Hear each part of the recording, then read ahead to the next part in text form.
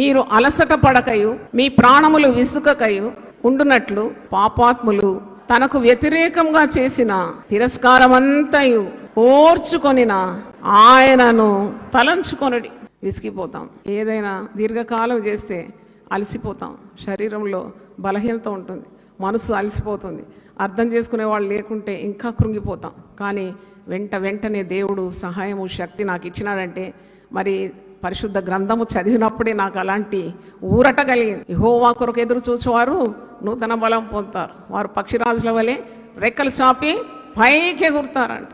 అలయక పరిగెత్తారు, సొమసిల్లక నడిచిపోతారు. అలసట పడక విసుగక నీ ఉండాలంటే పాపాత్ములు యేసు ప్రభువుకు వ్యతిరేకంగా చేసిన ప్రతి తిరస్కారం ఏ విధంగా ఓర్చుకున్నాడో ఆయనను మీరు ఏం చేయాలి? తలంచుకోవాలి. అంటే శిలువ ధ్యానము చేయాలి. దేవుని స్తోత్రం.